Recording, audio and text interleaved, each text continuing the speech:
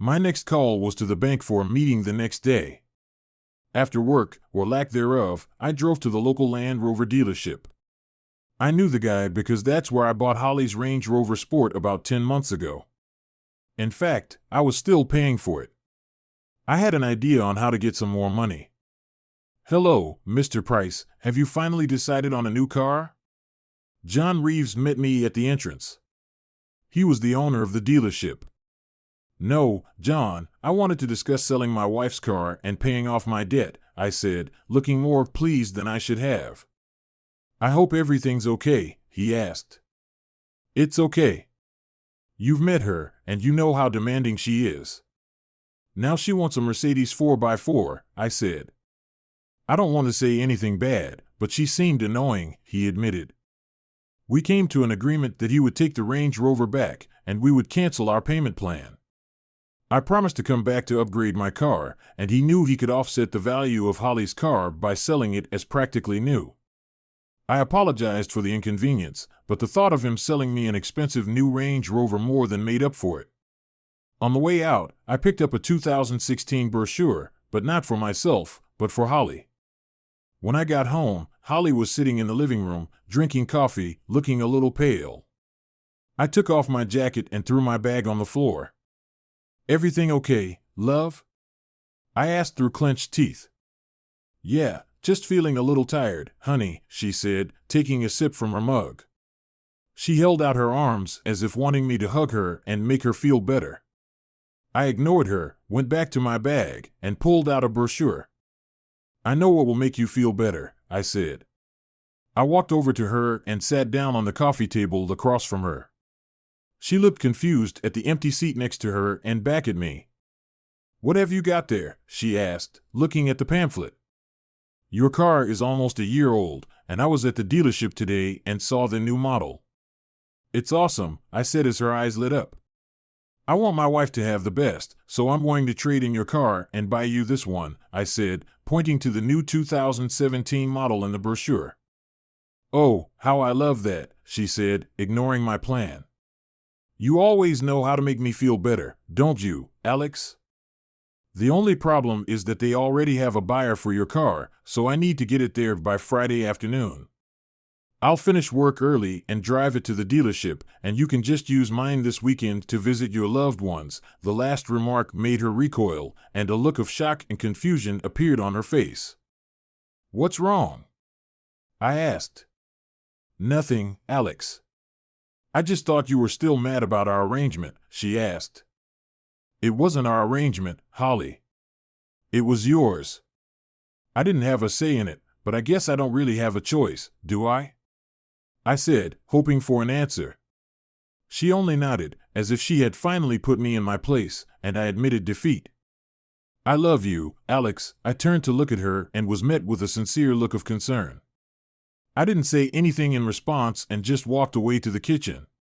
The phone rang, and I went out into the garden to answer it. Toby confirmed that the money had been transferred. I was ready to go the next day, wasting no time. I walked into the bank and found myself in the office of a mortgage loan officer. She looked to be about my age, but she wasn't wearing a wedding ring. I wondered if there might be a life after Holly, but dismissed the thought to the back of my mind. An hour later, the mortgage was paid off, all my remaining accounts were closed. I went through several houses and opened a new account at another bank. I was happy, knowing I wouldn't have to pay anything else unless Holly hired a lawyer and went to court. My smile faded. I walked back to the office, ignoring Olivia as she rose to her feet to speak. I sat down with a cup of coffee and contemplated the next stage of my plan. I contacted the land registry and filled out the appropriate online application form. I had all the details of Toby and Sarah's new company, and within 10 minutes of submitting the application, I received a confirmation email stating that it would take 3 to 5 days to process. After that, I would simply hand the paperwork over to Toby, and he could register the property to his company. I decided to wander around the internet, looking for furniture and details of canceling utilities in the house. I had to wait for the right time, but I did start new accounts for my apartment in Sutton. I finally had one more thing left to do, something I've been putting off. I knocked on the next door. Olivia was there with him, of course. That dirty old bastard usually fiddled with her on Fridays, and I seemed to be interrupting their lovemaking. She left us alone. "What can I do to help, Alex?" he said cheerfully, escorting Olivia out of the room with a glance. I put my resignation letter on his desk. He looked at me with a silly grin on his face. "What is it?" he asked. "I have resigned," I replied. "I think it would be best if I left at once, given the situation with our families. I doubt you'll want me here for too long." He looked dumbfounded. "But you can't do that. We need you," he said pathetically. "Not as much as you need your nephew. I'll be here on Monday to pick up the last of his things." I pretended to drop a pen from my pocket and, bending over, pulled a voice recorder out of my sock. I managed to attach a pin to it, and standing up, I pressed the record button and slid it under the seat and into the wooden frame. "If that's all Jack needs, I've got things to do, okay, Alex? But don't come crawling back when you're out of money. Your money is the only thing keeping that cheating wife with you. Do you realize that?" "Of course I know that, Jack. I wish my wife was as faithful as yours," I said, smiling. I knew that hit him where it hurt. I turned and walked out of his office. An hour later, I drove home and picked up Holly's car and magazine. I drove to the dealership and dropped off her car. Fortunately, John Reeves offered to drive me home, and I gladly accepted. When I got home that evening, Holly was sitting at the kitchen table with big red bags under her eyes. I knew she had been crying. "What's going on, Hi?" I asked with feigned sincerity. "We need to talk, Alex," she said, gesturing for me to sit down. For a moment, I felt like I was being snitched on. A feeling of terror came over me. "What's going on?" I asked. "I was at the doctor's office today, and I was diagnosed," she hesitated. There were a lot of thoughts swirling around in my head. If this was serious, what kind of man would I have to be to leave a seriously ill woman, as I was about to do? I have," she stammered. "Just tell me, Holly, what is it?" I begged her to spit it out. "I have gonorrhea," she finally said, bursting into tears. I laughed. Hell, I laughed, and she just stared at me. "It's not funny, I'm so embarrassed," she said. I turned to her, and she looked confused. This was supposed to be humiliating. "Well, I know I don't have one because I haven't touched you in over a month, and when I found out about your adventures, I used protection," I said, trying not to gloat too much. "Oh, so everything's fine with you so far, is that normal?" She was silent. "Just take your medication, and soon you'll be standing on your feet again." "Oops, I mean on your feet. If looks could kill, I'd be dead by now." "Just find out which one of them gave it to you and tell them to take it to the doctors before it spreads the disease further," I said, getting up and leaving her crying at the table. That night, I got a good night's sleep for the first time in months. Of course, I slept in the spare room. I shouldn't have taken any chances with an exhausted wife. Saturday morning, I felt great. A good night's sleep definitely helped me, so I went to our bedroom and woke Holly up in bed to tell her that I was going to give her some time to rest and recover. "I'm going to the girls, I'll give them all your wishes. Get some rest, okay?" I said with as much love as I could feign. She smiled at me and asked me to hug her. I gave in, but I did it half-heartedly. When she released her grip, she must have sensed that something was wrong with me. She looked at me sadly and said, "You think I'm disgusting, don't you?" I said nothing, and suddenly tears ran down her cheeks. "I just want you to feel better, that's all." "Oh, Alex, I love you so much. I think I screwed up big time." I told Allison about my problem, and she was horrified. At first, I felt sorry for her, but she disappeared even faster than I thought she would. It shocked me a little, then I realized that I had lost all love for the woman I had been married to for 21 years. Could she really have disappeared so quickly? Obviously, she could because I was ready for it, and her situation couldn't stop me. Without saying anything, I left the room. I got into the car and drove away happily. Later in the morning, I was seated with the girls, and I told them everything that had happened. They were amazed, and I could see that they had a new respect for me. I told them about Holly's little trip to the doctor's, which they found hilarious. I shouldn't have laughed, but I couldn't help it, and it suggested to me that maybe the girls really did hate her as much as I did. "What's she going to do about Daddy?" asked AA. "She'll have to move in with her grandparents or convince one of her lovers to take her in." I have a feeling those two degenerates were only interested in having sex with a married woman and bragging about it. I doubt they would want to have a relationship with her. "What do you think?" I asked. They both just looked at me and shook their heads. That evening, I stayed with Toby and Sarah, who were hosting a dinner party attended by many of their friends and coworkers. Among the invitees were several single women my age, and I felt confident enough to strike up a conversation with them. The alcohol helped me approach one woman named Amy who caught my eye. She was a divorced friend of Sarah's, and as the drinks flowed, she even managed to talk me into dancing. It was a fun night, and it was what I really needed, a night where I wasn't thinking about Holly, the end of my marriage, or my plans to leave her, as if a weight had been lifted off my shoulders. When I got home late Sunday morning, I found Holly doing chores around the house. I walked into the living room, and when she saw me, she rushed over to me and hugged me. I just patted her on the back. "Where were you staying last night, Alex?" "I thought you were coming home," she asked. "Toby and Sarah had a dinner party, and I had too much to drink, so I slept on their couch," I replied nonchalantly. "That's not like you." "Did you have fun?" she asked, giving me a wary look. I had to be careful not to give anything away, so I pulled out my phone and showed her some pictures.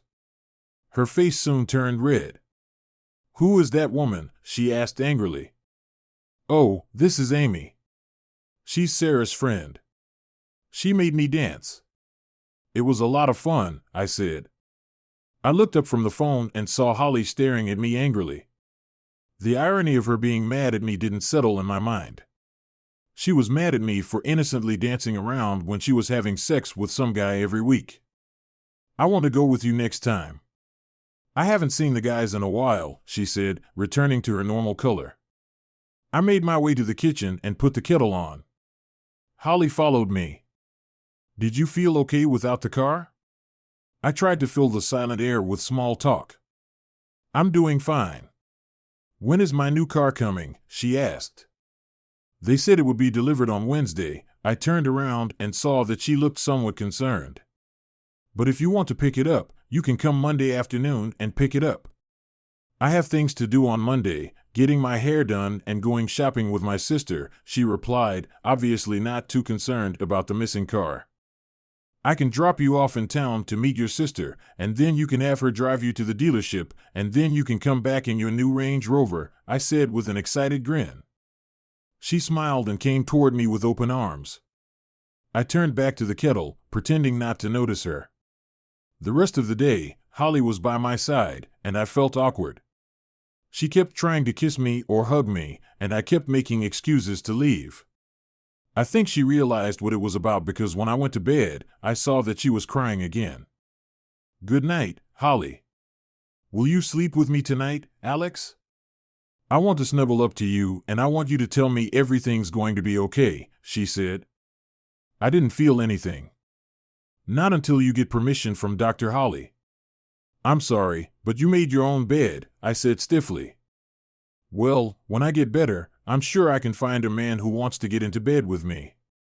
"I still have a lot of lost time to make up for," she snapped bitterly. I laughed to myself. It took longer than I expected, but here she was, the bitch was back. All regrets of Friday night were gone. For the last 21 years, I would have fallen for her bitching, but this time I ignored her tears and headed for the spare room. Last night in my house, and she would be in the spare room. I was also glad she said those words. It removed any sign of doubt I might have had. I looked at my picture of her and my sisters, and all I felt was hatred for her. She was nice when she wanted something and a bitch when she couldn't have it. Monday morning, I woke up early. Holly woke up early too. She had an appointment with her hairdresser at 8:30, so I drove her into town as planned. "Don't forget to take a cab to the dealership around 2 in the afternoon. They're waiting for you," I said, ignoring her attempts to kiss me. I drove off, knowing that this might be the last time I would see her. Somehow, I was afraid it wouldn't happen, but it would be as long as I could make it happen. On the way out, I called the cell phone company and canceled both of our contracts. I pulled over to the side of the road to pay the fine on my card. They informed me that the phones would be working until 5 p.m. Great. I then went to the office to pick up my P45. I entered the factory, and there was a solemn atmosphere. The news of my departure must have reached everyone, and for a brief moment, I saw a look of fear on their faces. I did not know why. Walking down the hallway toward my office, I passed the coffee machine where the usual suspects had gathered. I wasn't sure if Max and Henry knew they both had sex with my wife or not, but they both smirked as they looked at me and exchanged jokes with the others. "Good morning, guys," I said cheerfully. "Good morning, Alex." "How's the wife?" they said, to the usual laughter. How that joke is still funny today is beyond me. "Not very much, I'm afraid," I replied. "One of you underdogs swiped it." I walked away in complete silence, and when I turned around, their jaws dropped, and Max yelled something to Henry. I heard a big noise before I headed up the stairs. Olivia saw me coming, and she half smiled, lowering her head. Maybe now I was getting some respect. Jack was at the door before I could knock. "I have what you need, so take it and get out," he said. Maybe this respect story was a figment of my imagination. I entered his office and sat down. I reached under the chair and discreetly put the recorder in my pocket. I knew he'd laid out his weekly Friday night story to Olivia, and now I had it all on the recorder. "So, you have another job, Alex," he snapped.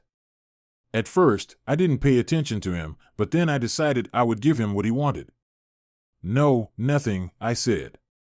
A wide smile appeared on his face, and he probably figured I'd come crawling back to him soon. "So, I get my last month's paycheck and my year-end bonus?" I asked. He burst into laughter when Olivia walked in with my P45. "What's so funny?" she asked.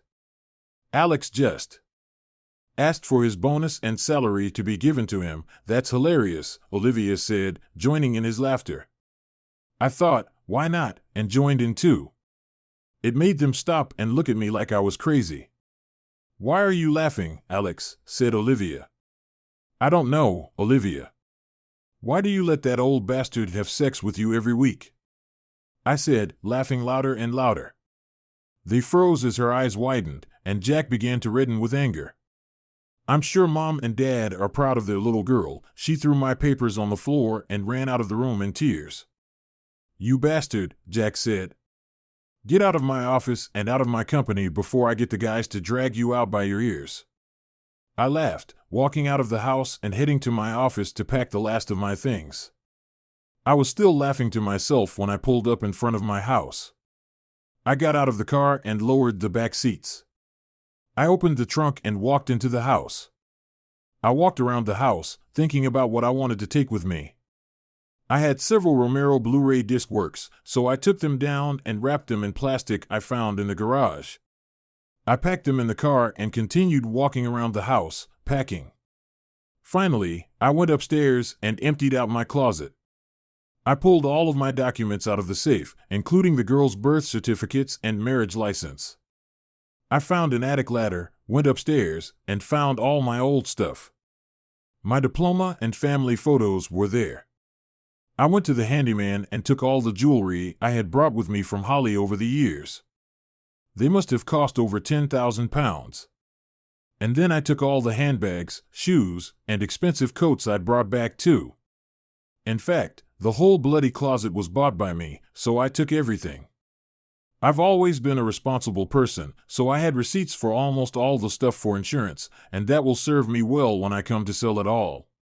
When I finished packing, I realized I would need a TV, so I took that as well, along with my movie collection and Blu-ray player, of course. By this time, my car was too full. I figured I might lose all of Holly's clothes and a few other things I really didn't need, including some of my old clothes. The new me would require a new closet, and the girls wouldn't fail to seize the opportunity to help me with that. I found all the best pictures of me and the girls and put them in the car. I wasn't in any hurry to get anywhere because Holly wasn't going to be back until after 2 in the afternoon. I made a cup of tea and took 5 minutes to myself. You have to have a cup of tea. I think it's on the Magna Carta. I picked up the phone, called the telco, and canceled satellite TV, phone, and internet. I called British Gas and Southern Water to cancel the utilities. It would take a few days, but I didn't care. I went back to the bedroom and sat on the bed. When I noticed something that gave me a thought that scared even me, it was at the very top of the closet in a dusty old box, Holly's wedding dress. She loved it, probably more than I did. I took it off and then found our wedding album among the box of pictures on the bed. Grabbing the duvet cover, I gathered up all my things and headed out into the garden. Once outside, I walked to the middle of the garden and piled everything into a pile. I added all of Holly's clothes and her things that I knew I wouldn't be able to sell.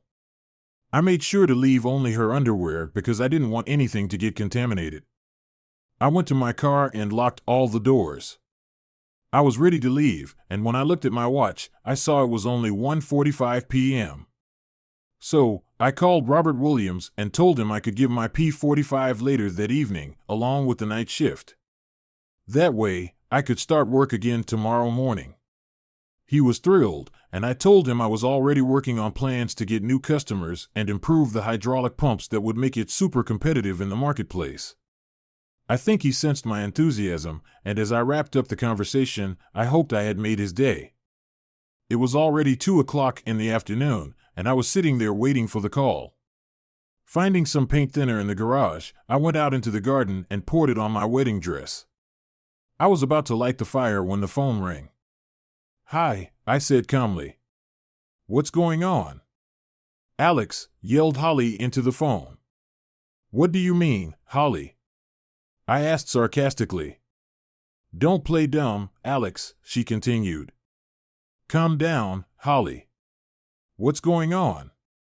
There was silence, and I heard her breathing heavily. I heard her sister's voice in the background. "I was told you didn't bring me a new car, you sold me mine," she said, panicked.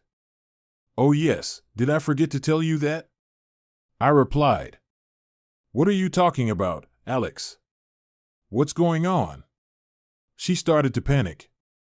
"Well, from now on, if you need a car, you can pay for it yourself," I said, trying to stay as calm as I could. My heart was pounding frantically. "I don't understand, Alex," she said meekly and confused. "You heard me perfectly well, Holly. If you want it, you can buy it now. If you'll excuse me, I need to clean up the kitchen."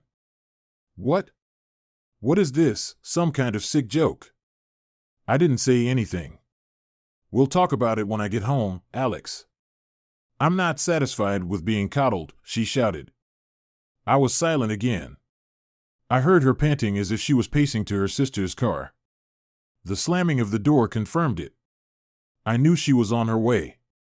In this condition, she could convince her sister to be here in 5 minutes. "Alex? Alex? Alex," she called out, panicked. "Yes," I replied almost too calmly. "You said you were in our kitchen," she asked, suddenly realizing what I had said. "Yes, why aren't you at work?" she asked. I didn't say anything. "Alex? Alex? Alex?" Her breath caught, and I could hear the panic and confusion in her voice. I hung up the phone as she continued to call out my name. I went outside, struck a match, and lit the fire.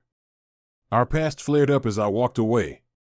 I pulled the marriage certificate out of my pocket, ripped it to shreds, and left it on the kitchen table along with the only picture of us all vacationing at Disneyland. It was a wonderful time with many happy memories. I wonder if she thought the same. I got in the car and drove away. When I got to the end of the street, I saw Holly and Jennifer pull up to the house in the rearview mirror. Neither of them looked up, they just ran into the house. I turned my phone off, smiled, and pulled away. The A3 was practically empty as I drove towards my new home. For some reason, I couldn't shake the feeling of dread that gripped me. I knew this wasn't the last time I'd see Holly, and once my plan came to fruition, she would do anything to hunt me down and make me pay. That was the kind of person she was. I also knew she'd get the girls involved, and I didn't want them to be burdened with our problems, especially since they needed to focus on their studies. I was in Sutton by 4 o'clock in the afternoon and decided I had time to visit the local phone store and get a new cell phone contract. I also managed to catch the administration team at work processing my P45 and met Freya, my new receptionist. She was quite young but kept a very professional demeanor, a complete contrast to Olivia. I went back to my new apartment, which was completely empty. I had water and electricity, so I found a kettle I had brought with me from home and made a cup of tea. I moved stuff in and ordered a pizza. I picked up my old cell phone and turned it on. The connection was broken. I smiled to myself, knowing that Holly was now without her phone too, and that should give the girls some respite before I could talk to them. I found my sleeping bag and spread it out in the living room and waited for dinner. I was supposed to have some furniture delivered over the weekend, but for now, I was glad to at least be away from Holly. I turned on my laptop and found the voice recordings I'd made in Jack Walker's office. I downloaded the contents and listened to them to hear incriminating evidence of his infidelity to Olivia.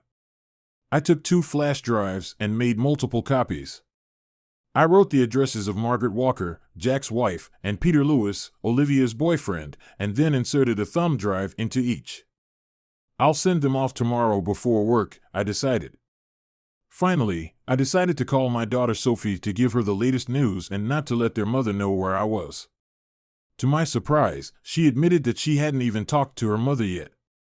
But of course, my guess is that she didn't have a phone to do that. Within a week, I had time to furnish my apartment, and with no time to waste at work, I contacted Walker Engineering's clients and convinced them to switch to Sutton. They saw what we were offering and very quickly jumped ship. A couple of people decided to stay with Jack, but most hated him but tolerated him because of the superior products we offered. I knew Jack wouldn't immediately understand why his business was losing customers, but I didn't care. I also knew that now that my old house had all the utilities shut off, Holly would realize I wasn't coming back. There was no way she could afford to pay the bills, so I knew that Toby could safely begin the selling process. Sarah was more than happy to take on the task, and by the end of the week, signs were up on the house. It was at this time that Ava contacted me. Apparently, Holly had moved into her parents' house, and they were not happy that their little princess had gone rogue. Holly, of course, was out for my blood and was furious at what I had done to her. Strangely, I found great satisfaction in it, but I knew it wasn't over yet. By the weekend, I was invited to another dinner party at Toby and Sarah's house. I was told that Amy would be there and that she had asked Sarah about me. I learned that she had gotten divorced a few years ago and had been single since her husband left her a year before the divorce. Apparently, the divorce went well. She got the house and full custody of the children as well as financial support. Unfortunately, she has been skeptical of men ever since. Sarah told her about my situation, and she's wanted to meet me ever since. That's why they planned this dinner party. She was 2 years younger than me and had 2 older teenage children. I felt like I was being set up, but decided it couldn't hurt. The dinner was a success, and I felt completely relaxed for the first time since I had thought about running away from Holly. Amy understood what I was going through, didn't push me, or let me know that she liked me. We got drunk, danced together, and at the end of the night, we exchanged numbers. She told me to call if I needed someone to talk to, and I thanked her. I slept in the spare room of Toby's house, but it was getting harder and harder to fight the hangover, and the coffee wasn't helping. Sunday morning brought good news. Just a week after putting it up for sale, I received 2 serious offers. One of them I immediately accepted for £550,000. I knew it could be some time before the deal was finalized, but I agreed. As soon as the money was ready, I would open an ISA in the girls' names and then ask Toby to distribute the remaining amount between numerous investment funds. I would also return the money to him and take some of it in cash to keep in a home safe. I still felt the need to protect myself. Another week went by, and I was happy to hear from Toby that the sale could be very quick. I contacted the moving company and instructed them to vacate my old house. The girls called their mother and asked if she needed anything, and she became even angrier and more threatening. I promised the girls that it would be over soon. On Tuesday morning, I was talking to one of our new customers who was meeting with Jack Walker about a possible supply contract extension. He told Jack that he was moving to Sutton Engineering, and Jack was not surprised. He learned that Walker Engineering had to cut 50% of their staff due to job losses. He also informed me that Mrs. Walker was divorcing Jack due to adultery. I had absolutely no sympathy as I was counting commission checks in my head as we talked. I had no idea what had happened to Olivia and her boyfriend, but I knew he got my gift if Mrs. Walker got hers, and even if she didn't, I'm sure she was well aware of why Mrs. Walker was divorcing her husband. I wondered what her friends and family would think about her cheating with an old man. To reward me for my new job, I was given a brand new Land Rover Discovery HSSE. I was already thinking of treating myself, but Robert and the bosses were so pleased with me and how the company was progressing that they gave me the car and a few thousand in commission. It was actually over £30,000. I was looking out my office window admiring my new car when a familiar Ford Focus pulled into the parking lot. I froze, realizing whose car it belonged to, Diana, Holly's mom. I sat back in my chair and waited for the inevitable call. The caller had finally found me. The phone rang in my office, and I picked it up. "Mr. Price, there's a woman sitting in the waiting room who claims to be your wife," said Freya, my secretary. "Tell her I have a meeting, and I'll be down in an hour," I replied. 3 hours later, I looked out the window, and she was still sitting there. I exhaled noisily and decided to leave for the night. If she saw me, I'd have to deal with it, and if she didn't, I'd just drive past. It wasn't like she knew which car to pay attention to. I walked out the side door and headed to my car. I was just getting into my car when I heard tires screeching, and before I knew it, she had pulled up and was blocking my way. She jumped out of the car and stormed over to me with a face like thunder. "You bastard," she screamed, hurling a slap in my direction but missed. "I hate you. I hate you." "Yeah, I hate you too, Holly." "Now say what you want to say, and then get out of my life," I said, trying to stay calm. She just looked at me with tears rolling down her cheeks. "You ruined my life, you bastard," she whispered pitifully. I didn't say anything, I just kept listening. "You destroyed all my belongings, my wedding dress, and clothes," she began. So far, it was all about her, and I wasn't surprised. "And then you canceled and forced me to move in with Mom and Dad," she continued. She just stared at me and waited for me to speak. "Was it all, Holly?" I asked. "Haven't you anything to say for yourself?" she shouted.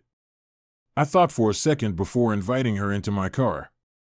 She was taken aback, but I didn't want to be a public spectacle anymore. When we sat down, I saw how bad she looked.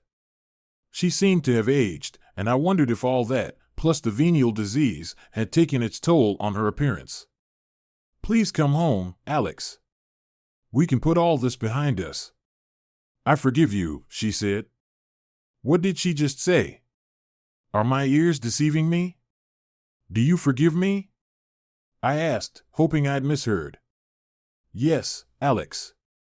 I will forgive you for destroying my things and my life," she replied. "Are you delirious, Holly?" I asked. She just looked at me like I was crazy. "You openly cheat on me and disrespect me when I give you everything, and you have the nerve to say you forgive me," I said, coldly. But I thought, "No, Holly. You're only thinking of yourself. I'll never be with you again. So go away and be with one of your lovers," I said, coldly. She moved awkwardly in her chair, and I realized, I suppose once you suddenly became single, they didn't need you, I asked. They accused me of giving them an STD and said I was just having a little fun. They said they would never want to have me as a girlfriend because I'm a cheating slut, she replied. For a second, I even thought it was cruel, but she had already made the bed.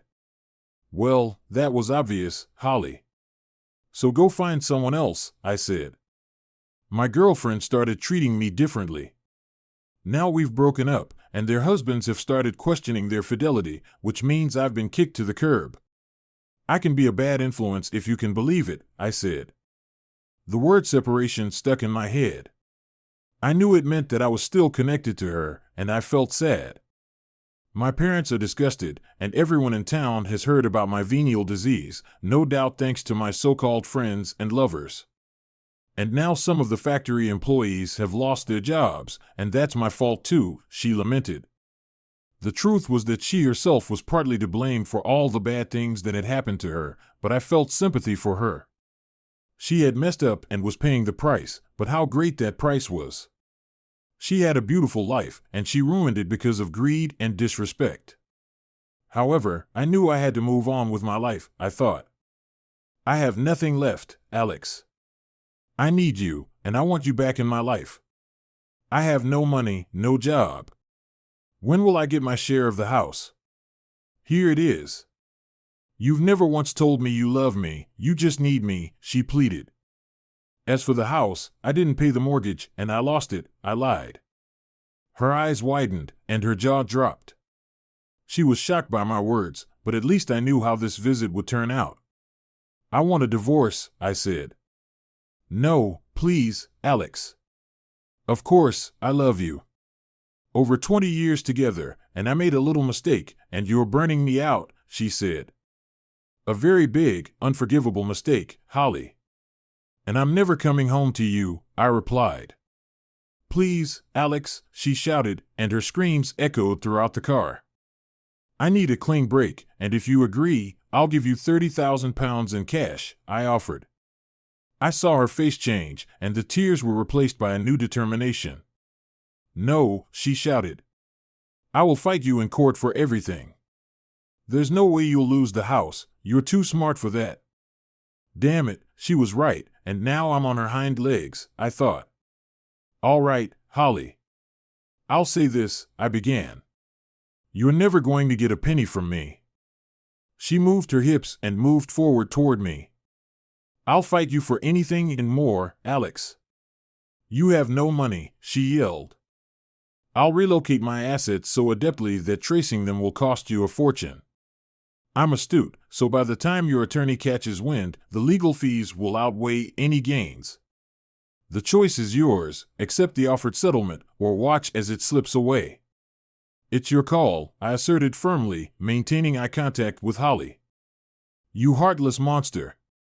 After all I've done for you, after bearing your children, this is how you repay me, she spat out in fury. Thanks to me, our daughters will thrive.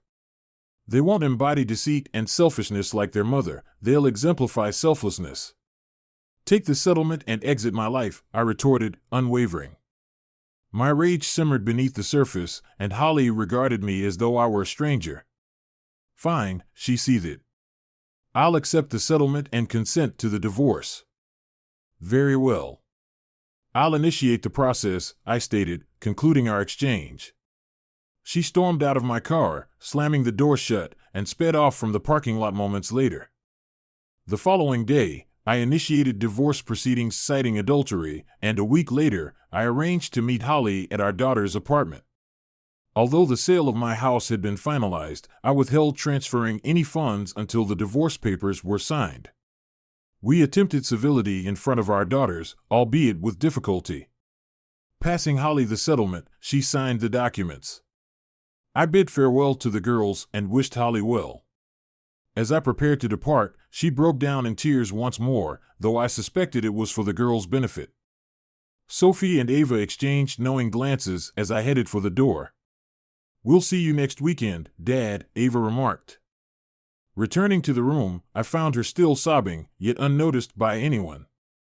Suddenly, I grasped what Ava had meant. Ah, the Coldplay concert. Everyone's eagerly anticipating it. Shall we rendezvous in London or travel together? Sophie inquired. I'll consult Amy and inform you during the week, I replied one final time before departing. Ignoring Holly's outburst as I exited, I left.